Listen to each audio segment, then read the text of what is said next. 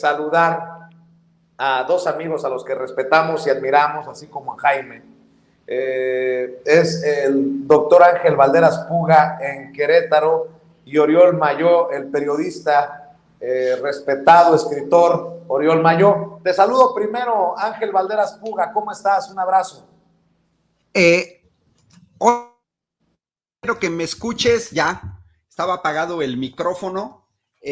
Pues ya andamos por aquí, listos para seguir platicando de la realidad nacional y del acontecer cotidiano y de esta oposición sin brújula, que haga lo que haga el presidente, siempre van a criticar. Una oposición que no tiene proyecto, que no tiene nada que ofrecerle al país, que no tiene nada que ofrecerle a mexicanas y mexicanos, que quisieran que no se discutiera de su pasado.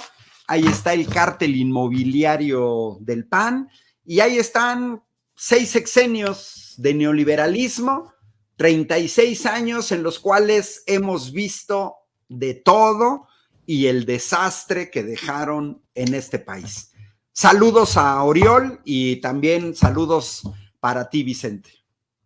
Gracias, doctor Oriol Mayó, ¿cómo estás? Gracias por tu paciencia. Bien, no sé si se me oye bien o no. Sí, ¿No hay problemas? perfecto. Perfecto, traigo nuevos audífonos ya maravillosos, modernos, esos inalámbricos Bluetooth, a ver si así ya me muevo mejor. ¿Todo bien? Bueno, aquí también con Ángel, que es un personaje muy importante en el tema de la industria eléctrica, uno de los mejores defensores, digamos, de todo lo que está pasando en México en estos tiempos de lucha contra Iberdrola y otros gigantes del mal. Entonces, mis agradecimientos a sus tareas, sobre todo de pedagogía que he hecho durante esos meses, han sido fundamentales. Y bueno, pues aquí estamos para ver esa guerra interminable que pues va a durar todo el sexenio y algo más. ¿Por qué no empezamos, propongo, Oriol, doctor Ángel Valderas Puga, con las declaraciones del presidente Andrés Manuel López Obrador, que creo que muy molesto responde al planteamiento que hacen desde muchos medios de comunicación, hoy representados en el corresponsal de El Financiero, del periódico El Financiero, y bueno, esos médicos cubanos. El presidente dio cátedra, pero además les puso una tunda a esos que desde los medios pues van generando esta narrativa que es alucinante. Vamos a ver, escuchar. Adelante, Adriana. Me parece infame el estar cuestionando el que vengan médicos de Cuba, especialistas, a ayudarnos, porque durante mucho tiempo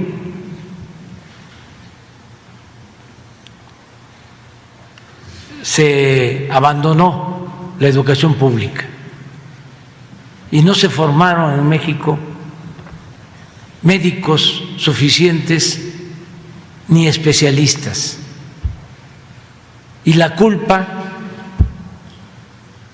de que no tengamos médicos y no tengamos especialistas en particular es de los que se dedicaron a saquear, a robar al país, a los que apostaron a privatizar toda la actividad productiva y social de México. Y esos mismos... A esos hay que sumarles también, mi querido Ángel Valderas Puga, Oriol Mayó, a esos que callaron por lo que se hacía o no se hacía en los gobiernos neoliberales y que hoy exigen explicaciones por haber contratado ya a los primeros médicos cubanos. Mezquino, dice el presidente, entre muchos otros calificativos que le da a esta narrativa. Escucho tu opinión, doctor Ángel Valderas Puga. Pues mira, saludos a Oriol, me imagino que está en Barcelona o al menos en algún lugar de Cataluña. Quisiera compartirles una lámina de lo... Ahí está, mira, ahí está. Creo que estos datos dicen más que 1000 palabras, Vicente. ¿De dónde es el documento? Indicadores de salud de la OCDE, 2019, previo a la pandemia. Se publica en 2019, los datos vemos en 2017. ¿Qué es lo que estamos viendo? Es el promedio de médicos formados en el extranjero y que trabajan en determinados países. En otros países no tenemos una oposición pedorra que critica por criticar. Mira, ve, Vicente, 60% casi, 57.8% de los médicos que trabajan en Israel se formaron en el extranjero. Más del 40% en Nueva Zelanda, en Irlanda. 4 de cada 10 médicos que trabajan en Nueva Zelanda y en Irlanda vienen del extranjero. Noruega, casi 40%. Suecia y Suiza, 35%. Promedio de la OCDE, 17%. Figura de la derecha, también enfermeras. Una cuarta parte de las enfermeras que trabajan en Nueva Zelanda y en Suiza se formaron en el extranjero. El porcentaje es un 6% en el caso de los países de la OCDE. Ok, pues ahí está. Datos contundentes. En otros países no se problematiza la llegada de médicos extranjeros. No se problematiza. Los necesitas, los contratas. En el caso de México, estamos hablando que 500 médicos cubanos no llegan ni siquiera al 1%. Entonces, mientras en los países de la OCDE se tiene un promedio del 18%, en México se hace un escándalo por un 0.1%. Segundo elemento, y con esto cierro para darle espacio a Oriol. Yo viví 2 años en España, hice mi doctorado en Alicante, pero además conozco España. Y bueno, el sistema de sanidad europeo no es el que nos dejaron los neoliberales en México. Y aquí van 4 datos duros esenciales. Los neoliberales nos dejaron un déficit de 210,000 médicos, un déficit de 430,000 enfermeras, un déficit de 250,000 camas, 400 hospitales abandonados y un déficit, todo con datos de la OCDE o de la Organización Mundial de la Salud, un déficit de equipamiento médico. Solo por dar un ejemplo, en los países de la OCDE se cuenta con 27 escáneres de tomografía computacional por millón de habitantes. 27. ¿Cuántos nos dejaron en México? 6 sexenios de neoliberalismo. 6. 4 veces menos que el promedio. Porque si nos comparamos con Japón, donde hay 112 tomógrafos computacionales por cada millón de personas, estamos 20 veces abajo que Japón. Y en el caso de aparatos de resonancia magnética, el promedio de la OCDE son 17, en México 3, 5 veces menos que el promedio. Y si nos comparamos con Japón, que son líderes, andamos 20 veces abajo. Entonces yo veo cada vez más que los datos duros muestran que los opositores no tienen ni la mínima idea de indicadores básicos de salud. Creen que dejaron un país con una cobertura universal de médicos, enfermeras, hospitales, equipo. Nada más falso. Los 500 médicos cubanos no nos van a venir a resolver el problema, son muy pocos, y los necesitamos, no solamente a ellos, necesitamos muchísimo más médicos, y por primera vez vemos un gobierno que sí le está invirtiendo a la formación de médicos, tanto generales como especialistas en este país. Y con eso cierro mi comentario. Uno se imaginaría, Oriol Mayo, que en cualquier sociedad estaría, en cualquier país, para no ir tan lejos, en cualquier país estarían agradecidos todos los habitantes de esa nación a los que van doctores a salvar vidas, por esas vidas que pueden ser las de la mamá de uno, la tía de uno, la prima, qué sé yo, la amiga, la esposa. Y a mí me da mucha pena que en México, en lugar de que ciertos sectores guarden mesura, pues en lugar de eso atacan a los médicos. Dame tu opinión acerca de esta narrativa también que se mueve en medios de comunicación. Sin esos medios de comunicación que mueven analistas, opinólogos, periodistas, pues esto no tendría eco de esta oposición, pero tristemente ahí está, mi querido Oriol. Bueno, como siempre, nada de esto es nuevo realmente. La diferencia quizás es que durante al menos unos ciertos años, digamos, la cuestión anticubana, la oposición nunca fue mayoritaria. Es decir, si algo hubo en los viejos tiempos, desde la Revolución Cubana, incluso hasta los 90, es un cierto respeto, admiración mínima, digamos, por la obra de la Revolución, lo que se puso entonces, por unos años, el odio, digamos, a los médicos cubanos era el clásico del anticomunismo mexicano más rancio. Yo, de hecho, vivo en Puebla, no en Barcelona estuve, pero ahora estoy en Puebla, donde Puebla fue casi el núcleo de la reacción mexicana por muchos años, digamos, contra la Autónoma de Puebla, contra los liberales, contra los socialistas, contra el Partido Comunista. Entonces, eso que por un tiempo fue patrimonio del PAN, o sea, diríamos que esto era el patrimonio del PAN, no era el patrimonio del PRI, ni siquiera de esa amplia gama del nacionalismo revolucionario, eso en este momento histórico de quiebre, en el cual las viejas formas de la política han sido destruidas y la oposición es un solo cuerpo, digamos, en contra de lo que está ahí, en el cual se fusionan todas las tendencias políticas en un solo monstruo con un solo objetivo, con una sola idea de que desaparezca el monstruo que nunca tenía que haber llegado. Entonces, en ese sentido, los médicos cubanos se convierten, siendo un tema que era literalmente patrimonio de la reacción mexicana, de las derechas católicas, se convierte casi en el tema de la tía panista, de las conversaciones de WhatsApp que están quitando el trabajo. Es obviamente, como Ángel ha explicado perfectamente, de una ridiculez absoluta.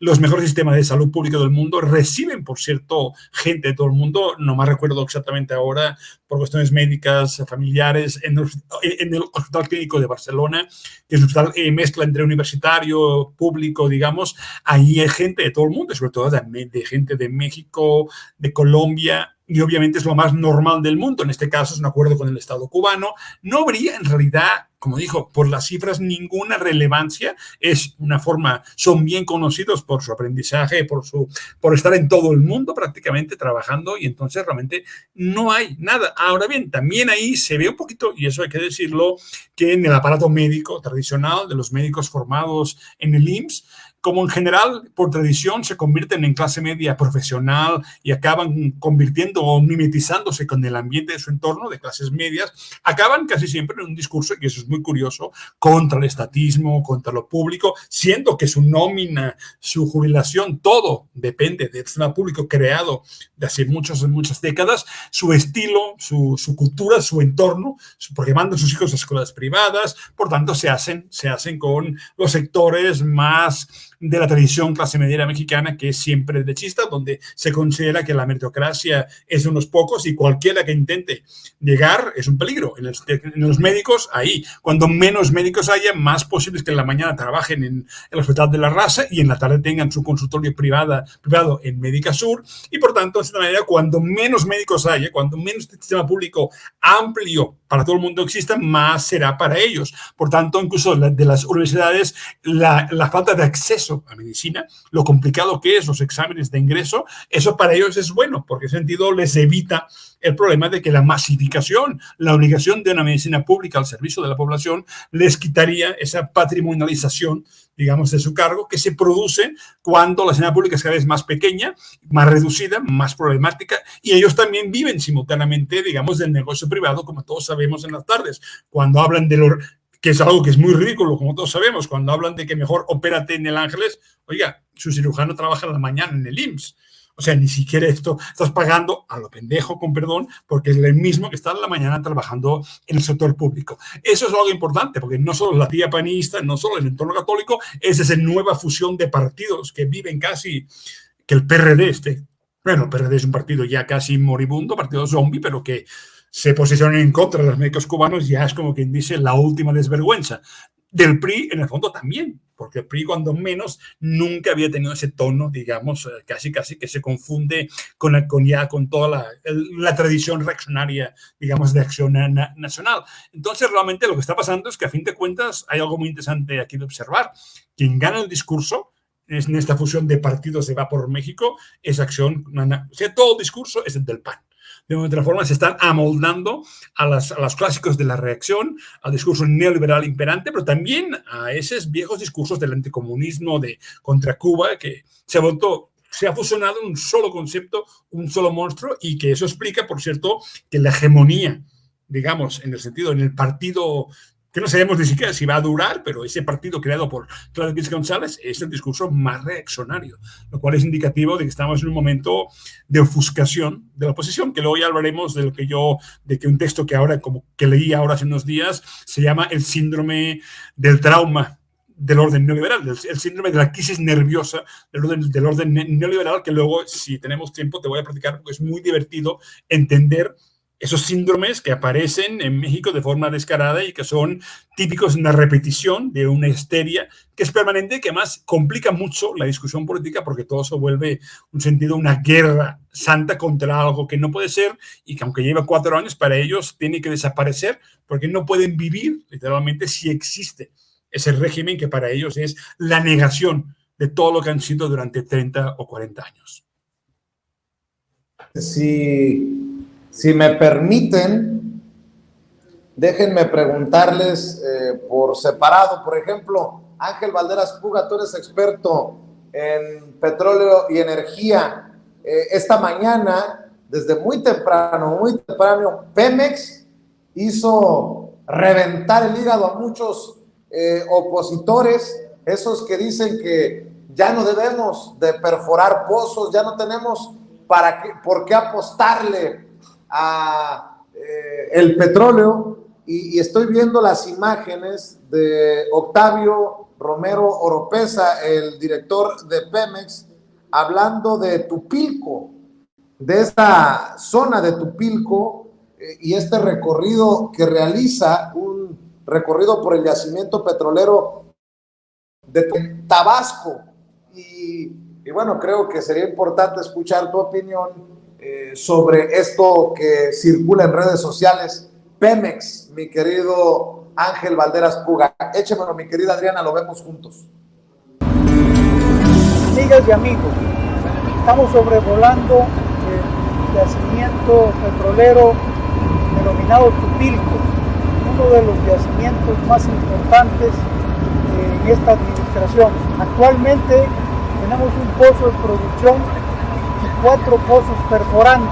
Probablemente nos incremente la reserva en este campo, que hoy día es de más de 200 millones de barriles. Este es el primer pozo que ya está en producción. Es un pozo que produce 13.300 barriles. Está perforado a más de 7.000 metros de profundidad y tiene temperaturas de alrededor de 140 grados centígrados. La producción de este pozo se conduce a un colector a través de un ducto de 16 pulgadas. Se va hasta la batería Cárdenas Norte. Estos otros tubos van a recibir la producción de los distintos pozos que estamos perforando. El próximo año, a finales, habremos de concluir con la perforación de 18 pozos productores en Tupilco, lo que nos va a significar una producción de 128,000 barriles diarios de aceite y 143 millones de pies cúbicos de gas. Tupilco Profundo es uno de los principales campos de petróleo mexicano. Mi querido Ángel Valderas Puga, pues ya los leo algunos en las redes sociales diciendo que cómo se le sigue apostando a Pemex y a la perforación cuando el mundo va en otro sentido. Pues no entienden lo que no entienden, ¿no? Pues mira, yo sigo observando una oposición, Oriol, Vicente, que tiene como el síndrome del avestruz. Tienen su cabecita debajo de la tierra, no ven, tienen un síndrome de la invidencia, no saben qué hacer ante los datos duros, cuestionan una refinería en México, pero se quedan callados ante 130 refinerías en los Estados Unidos. Tenemos un vecino del norte que procesa diariamente 16 millones de barriles diarios de petróleo. 16 millones de barriles diarios de petróleo. Dos Bocas va a procesar 340,000. 3 refinerías de Dos Bocas procesan 1 millón. 3. Por 16, 48. Estados Unidos tiene 48 refinerías de Dos Bocas trabajando todos los días, 365 días al año, 24 horas al día. ¿Y por qué? ¿Porque no es negocio? ¿Porque el petróleo va de salida? ¿Por qué los norteamericanos han incrementado en los últimos 2 sexenios su capacidad de refinación de petróleo? ¿Por qué China aumentó al doble su capacidad de refinación de petróleo, pasando más o menos de 6,5 millones a 13 y convirtiéndose en el segundo país que más refina petróleo? ¿Por qué la India le está comprando mucho petróleo a Rusia? Aparte de que los rusos les están haciendo un descuento.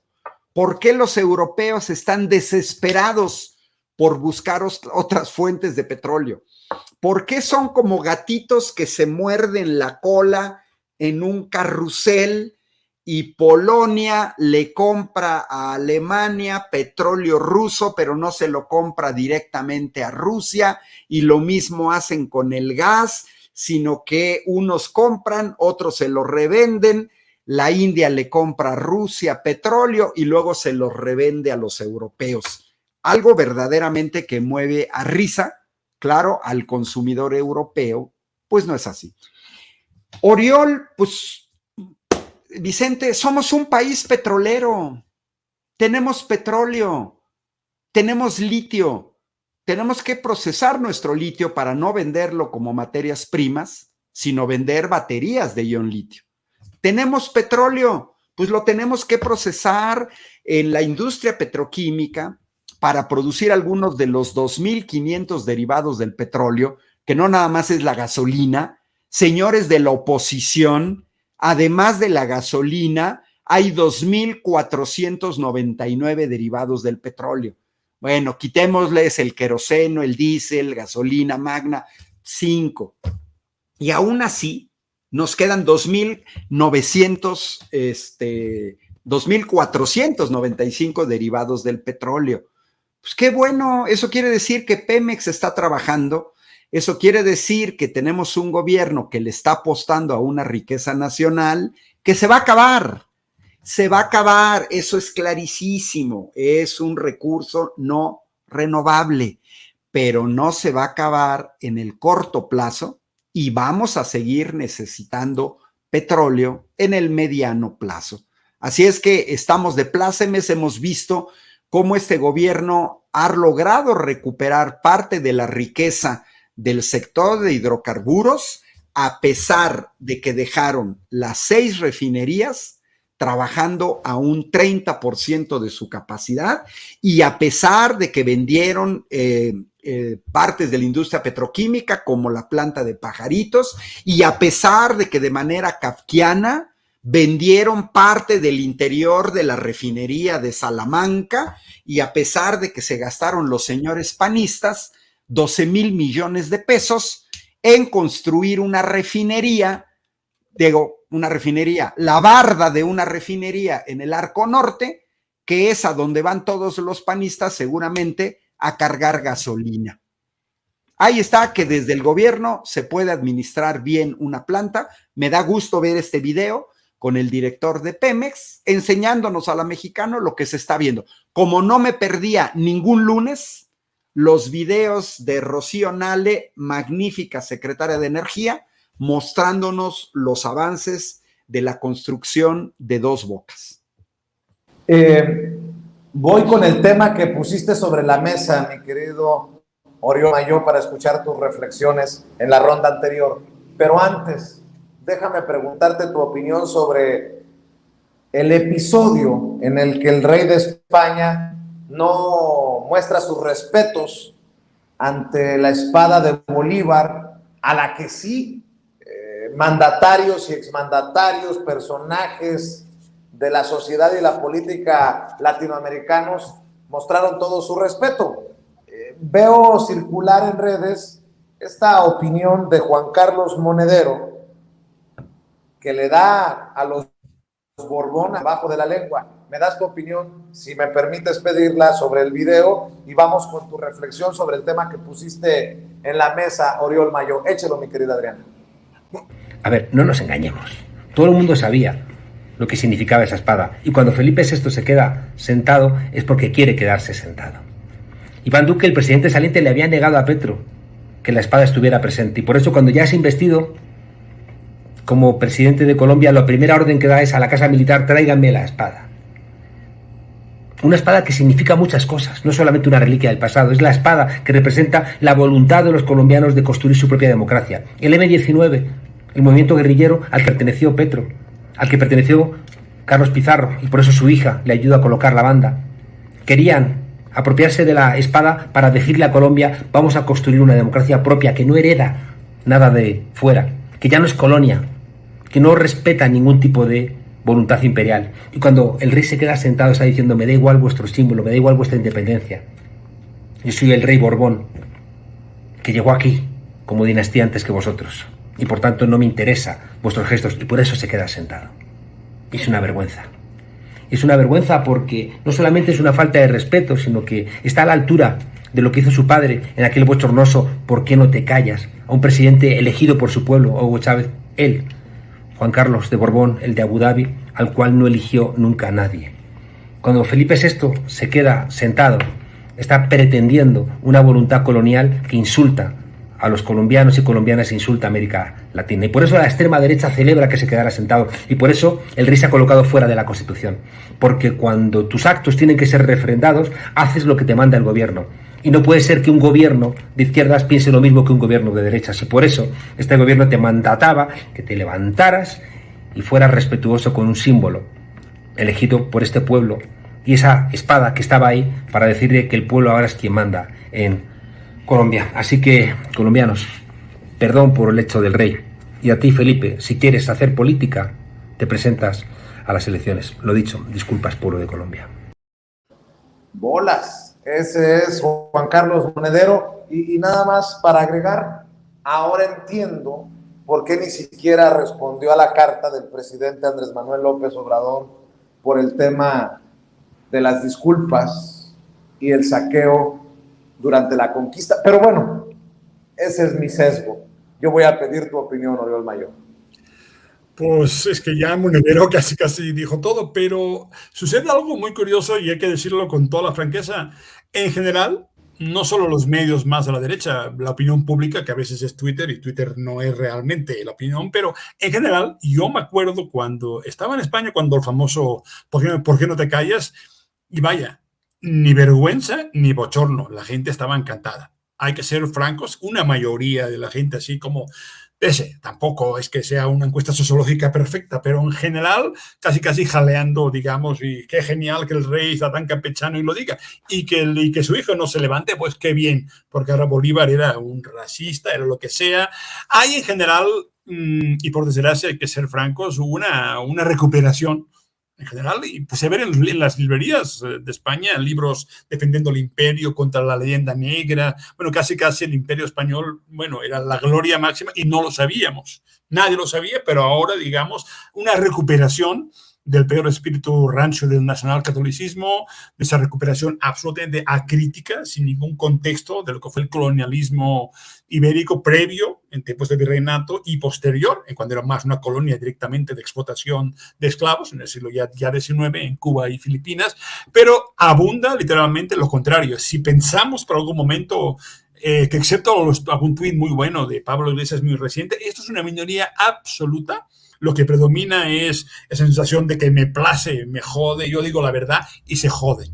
Es decir, en México, en Colombia, en ese sentido hay yo diría que un paso atrás gravísimo en ese sentido, y al revés, lo que puedes observar en casi, insisto, nomás las librerías de España es un festival de recreación, de que todo fue la leyenda negra, casi la Armada Invencible, que malo que no ganó, la Inquisición no existía, el sistema de depredación que supuso, digamos, todo el imperio español, de la monarquía, de la muy católica monarquía, primero los Austrias y los Borbones. Así fue, por tanto, que un rey les vale incluso madres en términos diplomáticos, la gente hasta, bueno, aplauden. ¿Por qué? Porque, a ver, también es una forma de sustitución, cuando en general en Europa lo que predomina es la humillación, y España siempre tiene una posición muy subordinada a las potencias centrales, a lo que es Francia, a lo que es Alemania. Siempre ha sido un condominio de potencias europeas, más Estados Unidos, que a fin de cuentas decide lo definitivo, pero digamos, la humillación en Europa siempre se puede trasladar a sentirse superior y a moralizar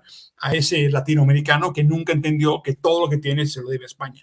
Hay un personaje que trabaja en el Colmex, Tomás Pérez Bejo, que es un tipo muy hispanista, un madrileño que trabaja en México con textos interesantes, pero una posición muy de derechas, pero tiene la franqueza de contar lo simple. Solo hay hispanismo en el continente si es que si hay nietos, si hay nietos de españoles o nietos de libaneses, nietos de gente que siente que pertenece a un mundo superior y que son redes cerradas de poder económicamente, o gente muy de derechas que odia lo que supuso las repúblicas, las independencias, la plebe.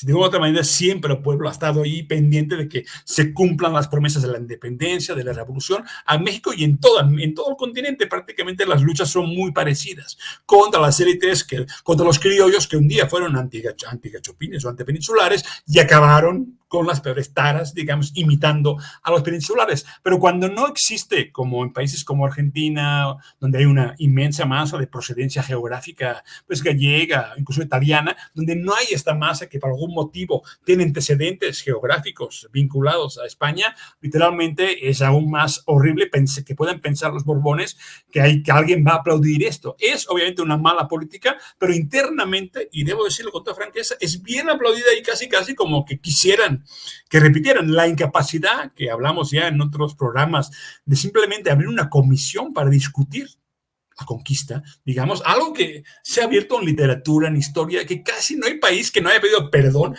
Casi es gratis, el perdón histórico no cuesta nada, son gestos, son simbólicos. El perdón muy importante que pidió López Obrador, digamos, por la matanza de Torreón, que es fundamental, de los chinos en Torreón, una forma de xenofobia antichina que el gobierno de México reconoció y públicamente se pidió perdón. Eso en España no se puede, porque a efectos de discurso, a efectos de la población, de las clases que realmente les gusta, para ellos América es su obra, su creación, y casi pedir perdón por haber dado a un mundo que luchó contra la barbarie azteca. Aún hablan en esos términos, aún estamos en unos términos que de verdad me parecen un retroceso muy importante. Cuando yo era joven, cuando menos, esto no pasaba. Casi había una cierta vergüenza, un discurso de identificación con las causas de Chile, de la Unidad Popular, con los levantamientos contra los golpes de Estado. En los 70, que yo era niño, yo me acuerdo, esto sería impensable. Era el mundo del franquismo, el mundo de la dictadura, pero 30 años después, literalmente, esto ha desaparecido.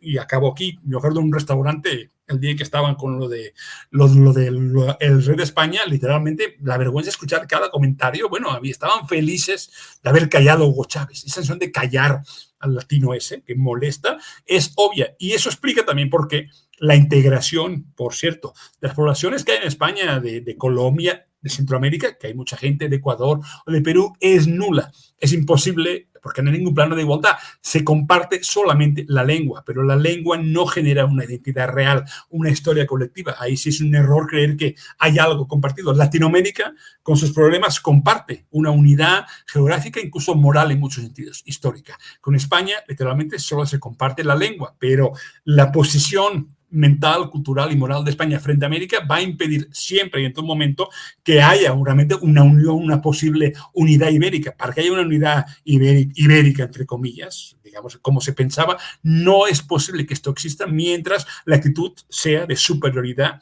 digamos, de chantaje, que a mí no se me puede ni siquiera pedir, ni siquiera abrir consultas, porque, insisto, la famosa carta de Obrador al rey era para iniciar una comisión conjunta, pero para realmente ver la cuestión del perdón histórico de lo que fue una conquista que comportó sangre y desastres, que además son conocidos por todo el mundo. No requieren, digamos, hoy en día hay historiadores, pero claro, España estaba acostumbrado al estilo León Portilla, ¿no? Encuentro de dos mundos y al típico criollo que le ofrece a España el discurso que la monarquía quiere. Cuando eso no sucede, se enojan y simplemente pues no contestan las cartas. Y como en el caso del despecho, la falla de Bolívar, naturalmente a un Borbón le sale que, hombre, Bolívar luchó contra sus antecesores, contra otros Borbones. Naturalmente, ¿para qué carajo yo voy a levantarme? Pues no lo voy a hacer. Y segunda, insisto, por desgracia, bueno, ¿cuánta gente estaba feliz con esto? La verdad, tristemente, es la mayoría hoy en día en España. Bueno, yo pongo sobre la mesa 3 temas y ya ustedes retoman el que consideren o una reflexión para cerrar, si me permiten, en esta dinámica. 1. Juez niega suspensión definitiva contra las obras del Tren Maya y seguirán los tramos 5 y 6. Un juez negó otorgar la suspensión definitiva a una asociación civil identificada como CNDLE y a un particular cuyas iniciales son CRJL, quienes buscaban frenar la obra del tramo 5 y 6 del Tren Maya. Con esta suspensión quedó sin efectos la última suspensión provisional que había. A través de redes sociales, el director de Fonatur, Javier May Rodríguez, detalló que con la negación a la suspensión definitiva del amparo 1137/2022, el tramo 5 Sur quedó liberado completamente para su construcción. Por otro lado, empresa Calica pierde litigio contra Gobierno de México por ecocidio en Quintana Roo. Calica perdió litigios que mantenía ante el Gobierno de México. La empresa que desde la década de los años 80 del siglo pasado explotó desmedidamente una zona del Caribe mexicano y que, a decir de ambientalistas, generó un ecocidio, perdió la restitución de la concesión del puerto Punta Venado. Dicho recinto portuario se ubica a poco más de 13 kilómetros de Playa del Carmen, en Cozumel, Quintana Roo, y es de donde la empresa filial de la estadounidense Vulcan Materials Company extraía todo el material pétreo de la zona, que impactó un área en donde cabrían hasta 150 estadios como el Azteca. Y la tercera, juez otorga a Alito suspensión definitiva que impediría a Laida Sansores difundir audios. Gabriel Regis López, juez 16º de distrito en materia administrativa en la Ciudad de México, concedió a Alejandro Moreno, alias Alito, presidente del PRI, una suspensión por tiempo indefinido en el amparo 938/2022. Dicho mandato judicial impide que la gobernadora de Campeche, la morenista Laida Sansores, difunda y publique audios o fotografías de Alito en su conferencia semanal denominada Martes del Jaguar, o como mensajes digitales en sus diversas cuentas de las redes sociales, así como emitir declaraciones o comunicados alusivos al dirigente del PRI. Mi querido Ángel Valderas Puga, para cerrar en esta ronda, ¿alguno de los temas a mesa, alguna reflexión, algún comentario? Pues mira, yo rápidamente puedo sintetizar los dos primeros. Van ligados a la península de Yucatán, van ligados a este falso ambientalismo de personajes ridículos que hacen videos como de Sélvame del tren, y que tiene que ver también con la omisión de la pérdida de más de la mitad del mangle de la Riviera Maya, más de la mitad del coral de la Riviera Maya, y el ecocidio es de esta empresa Calica llevándose materiales para los Estados Unidos. Es claramente una estrategia de lawfare, la hemos visto por la derecha, utilizada en prácticamente todo el mundo, obstaculizar a gobiernos progresistas. Casos extremos los vemos en Perú, los vimos en Brasil con la defenestración de Dilma Rousseff, electa de manera legal, legítima y democrática. Creo que en México antes nadie hablaba de los amparos, se ha pervertido ese recurso de los amparos. Hoy vemos a los mismos jueces que antes nos negaban amparos a los trabajadores, por ejemplo, para protegernos de la legalización del outsourcing, para las maestras y los maestros de educación básica y bachillerato en la lucha contra la reforma educativa, para los trabajadores federales que nos opusimos a la modificación de la ley del ISSSTE. Ahí no había amparos, ahí los amparos se desechaban de manera cotidiana. Hoy vemos en cambio una amparitis como si fuera una pandemia, en donde organizaciones que ni siquiera viven en la península de Yucatán solicitan amparo y se les da, supuestamente preocupados por la cuestión ambiental. Nada más falso. Creo que el gobierno federal ha hecho un enorme esfuerzo, sobre todo su equipo jurídico, de luchar contra esta situación de amparos que tratan de obstaculizar los proyectos de la 4T. Yo creo que detrás de los amparos puede haber hasta una envidia fuerte del hecho de que en 36 años nunca vimos a los gobiernos del PRI, desde Miguel de la Madrid para acá, hacer grandes obras de infraestructura. Ingresos los tuvieron. 6 billones de ganancia que tuvieron en los últimos 3 sexenios. Más o menos 2 y 2. Un poco menos Vicente Fox, pero entre los panistas 4 billones y 2 billones Peña Nieto. ¿Qué hicieron con ese dinero? ¿Dónde estaban los ambientalistas? ¿Dónde estaban los ecologistas? No estaban. La autopista Cancún-Tulum de 4 carriles ampliada, no dijeron ni pío. La construcción de resorts VIP en la Riviera Maya, a los que muy pocos mexicanos pueden acceder, no dicen nada. Esta enorme mole de hoteles en la Riviera Maya, que pertenecen principalmente a cadenas extranjeras, nada, cero.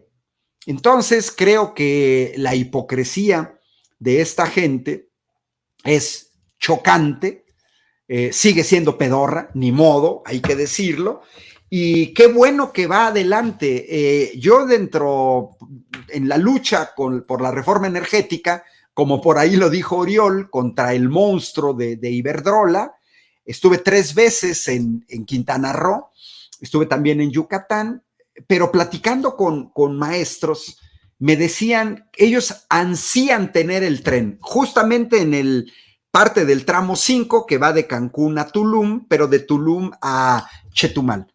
Ellos, al ser empleados públicos, me decían, vivimos en Cancún, trabajamos en Cancún, pero tenemos que viajar a Chetumal. 384 kilómetros, 7 horas en camión, pocas salidas, tenían que llegar a dormir a la estación de camiones de Chetumal, a hacer el trámite que tenían que hacer, porque ahí está la sede del gobierno estatal, y luego, en la medida de lo posible, regresar el mismo día a Cancún, y siempre y cuando hubiera una corrida de autobuses, porque si no, se tendrían que volver a quedar a dormir en la central de autobuses porque no les alcanza para pagar hoteles. Y estamos hablando de maestros. Un tren rápido que viaje a 160 kilómetros por hora te podría llevar de Cancún a Chetumal en 2 horas y media. Podrías salir temprano, hacer tu trámite, regresar, no tendrías que pagar hotel, no tendrías que pagar tantas comidas, no tendrías que dormir en la estación. Gente de Quintana Roo, yo recorrí varios municipios, lo he recorrido desde Cancún hasta Chetumal, y platicando con la gente de Quintana Roo, con los taxistas, con los meseros, con maestros, con activistas. La gente en Cancún quiere ese tren, saben que va a traer beneficios. A mí me sorprende por qué se le dan amparos a estas pseudoorganizaciones ONGs que parecen como hongos, que aparecen de la noche a la mañana, que nadie sabe quién las conforma, que se organizan un portal web para legitimarse y ya meten un amparo como si fueran representantes de la población mexicana. No, no son representantes de la población mexicana y esto hay que dejarlo muy claro. Son traidores a la patria porque privilegian intereses extranjeros por encima de los intereses nacionales.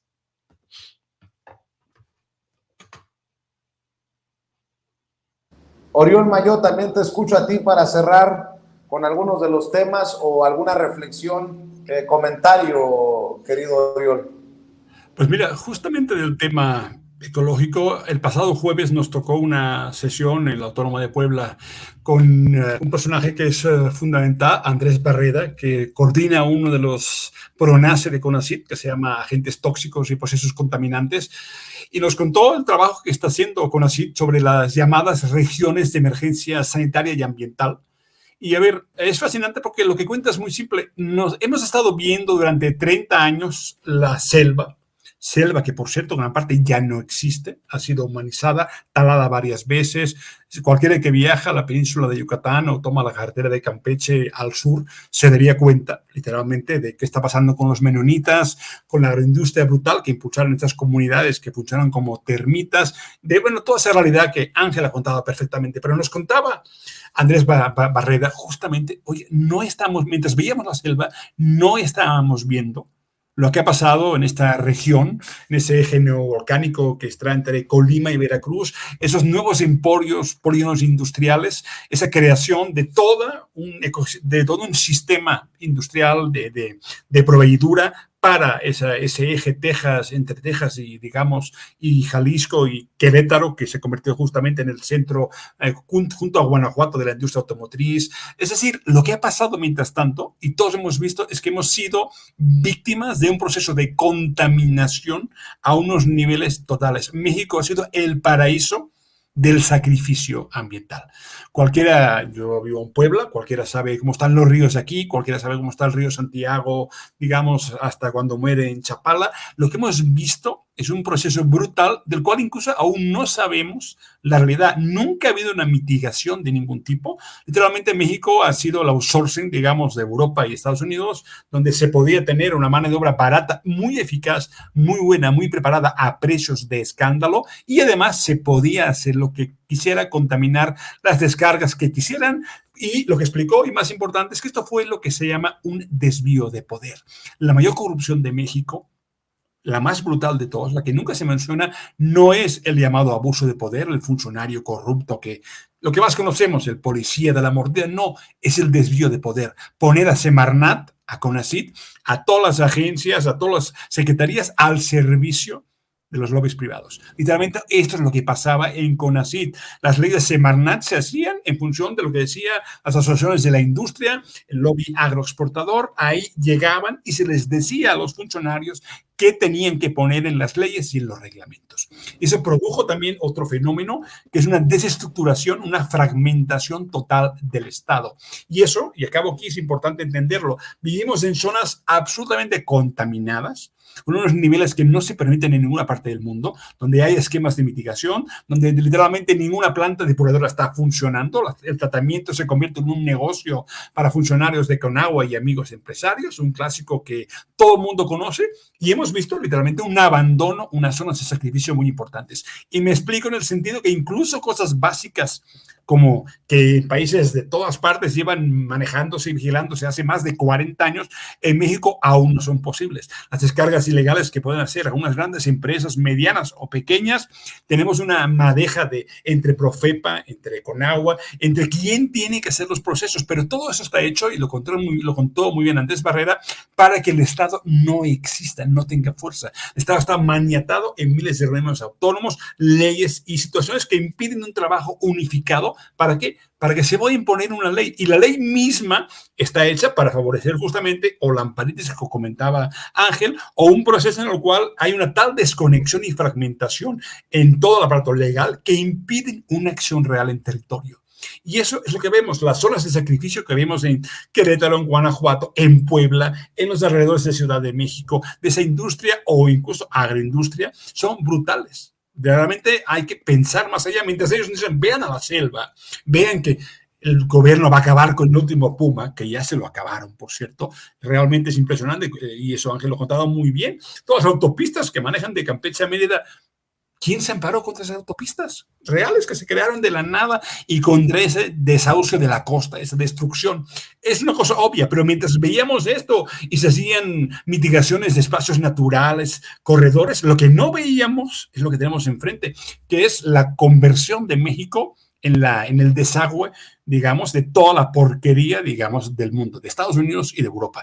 Todas las regulaciones ambientales que existen en Europa y Estados Unidos, aquí o existen sobre el papel o nunca han funcionado. ¿Cuánta gente es víctima, digamos, real del arsénico, de los productos químicos, de todo lo que está pasando? No tenemos, y aquí acabaría Andrés Barredo, lo contaba muy bien, ni siquiera tenemos un registro de sustancias químicas, de qué está produciendo nuestros cuerpos desde hace muchos años, porque literalmente todo se ha permitido a la gran industria y a todo el mundo. Esto ha sido barra libre para todos. Es la cuestión, mientras quieren que veamos a la selva, no estamos viendo lo que pasó a nuestro alrededor por más de 20 años desde que el Tratado del Libre Comercio fue esa carta libre para contaminar todo, y no solo contaminar, acabarse los acuíferos, lo que estamos viendo con las cerveceras a una escala total y para cualquier sector industrial. Es algo importante entender. No veamos lo que ellos quieren, no este dedito que nos marca donde quieren, sino que veamos lo que han permitido por 30 años de una forma, lo que es un genocidio absoluto, digamos, no solo, digamos, en torno, digamos, de la naturaleza, no, de las personas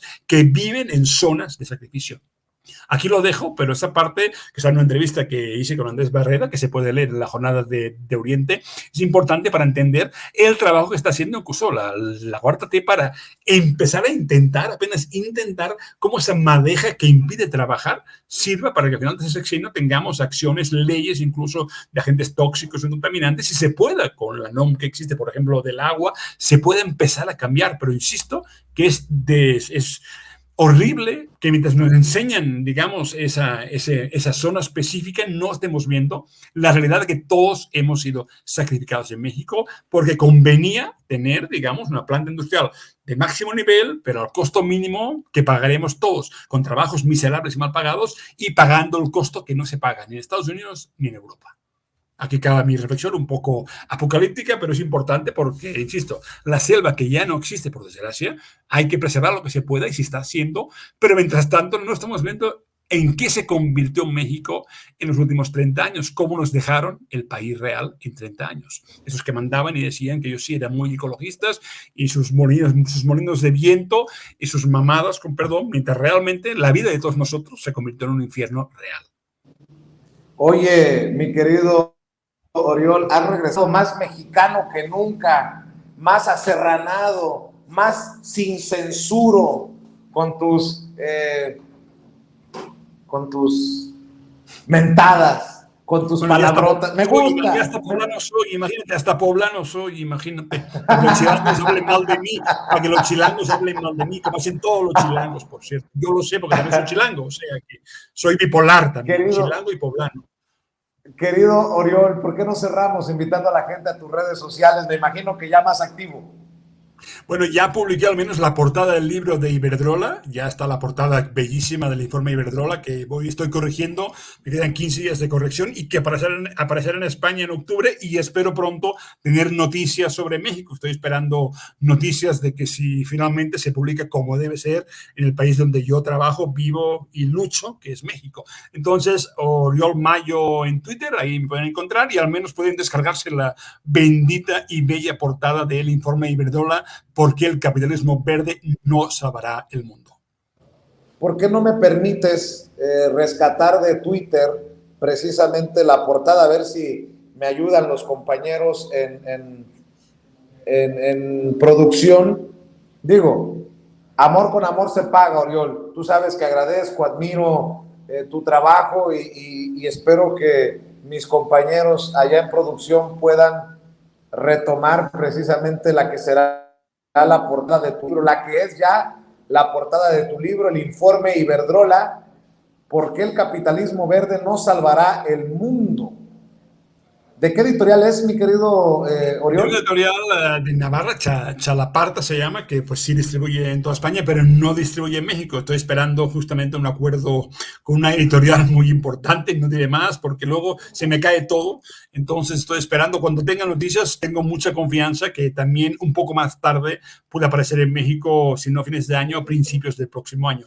Pero aún no lo sé, por tanto me callo, no sé, que si hablo luego se cae todo. Ya soy medio supersticioso, pero espero de verdad con mucha confianza que el mismo texto aparezca en México muy pronto.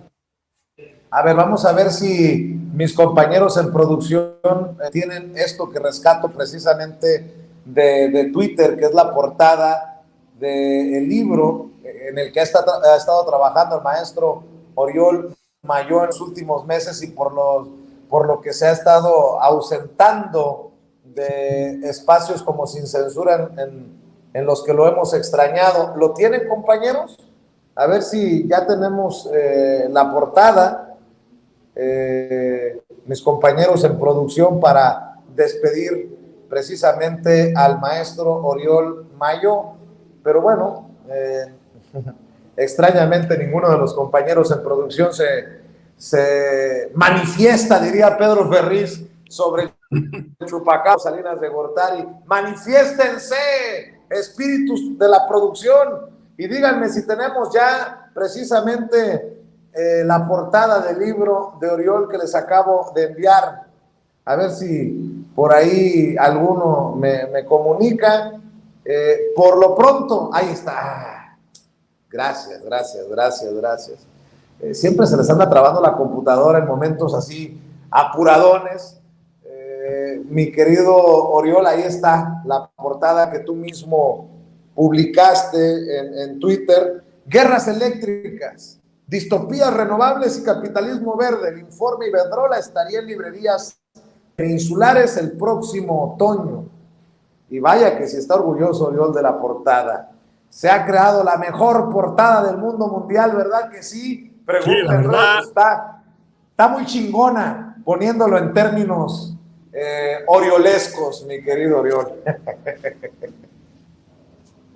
Felicidades.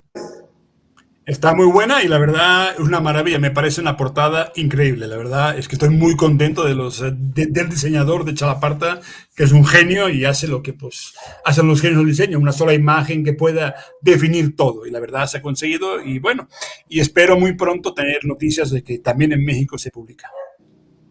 Mi querido Ángel Valderas Puga, cerramos invitando a la gente a tus redes también, maestro. Facilísimas, como siempre, Vicente. Ángel Valderas, en Twitter, en Facebook, en YouTube. Te agradezco la invitación, un saludo cordial a Oriol. Vamos a leer ese libro, se ve muy interesante, y pues en la medida en que haya más transparencia y sigamos escudriñando en estas compañías que dominan no solamente el sector energético, sino otros sectores, en esa medida creo que la democracia puede avanzar en contra de la opacidad. Saludos cordiales también a todos los que nos siguen en Sin Censura, y pues a seguir manteniendo estos espacios, Vicente, y nos vemos aquí el próximo martes. Saludos cordiales a Oriol, un abrazo, vamos a leer y a promover ese libro, y gracias a toda la gente que ha escrito comentarios, como Gerbe Flotucuesi, y bueno, muchísimos más. Saludos cordiales a todos. Gracias, doctor. Gracias, Oriol. Nos vemos muy pronto aquí en estas mesas de diálogo en Sin Censura. Que descansen.